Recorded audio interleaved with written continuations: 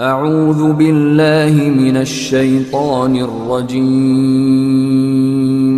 بسم الله الرحمن الرحيم.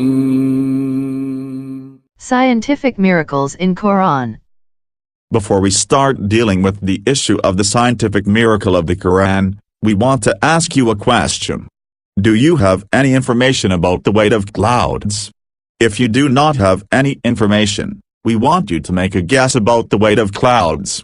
What do you think the weight of clouds is? Or, let us simplify our question, do you think clouds are heavy or light?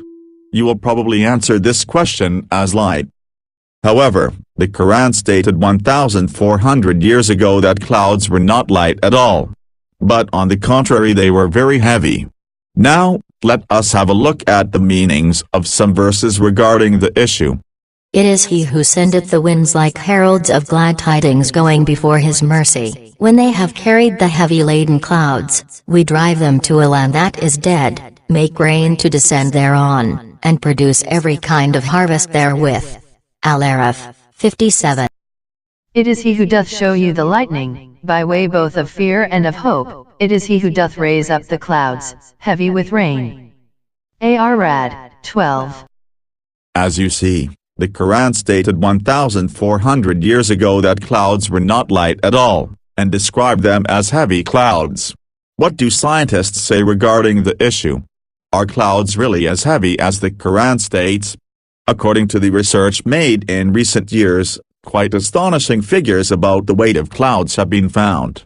For example, a cumulonimbus cloud, known as the thunder cloud, can contain up to 300,000 tons of water. Yes, you did not misread it. We are mentioning clouds as heavy as 300,000 tons. The fact that a mass of 300,000 tons is caused to stand in the sky without any support is something that astonishes the mind.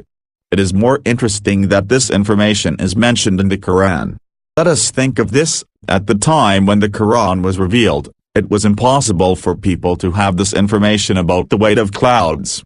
Furthermore, we probably thought that clouds were very light before we learned this fact. However, clouds weigh hundreds of thousands of tons, and this fact is included in the Quran. How can it be doubted that the Quran is the word of Almighty after hearing this information? If it is doubted, how can the information given by the Quran be explained? It cannot be explained in any way.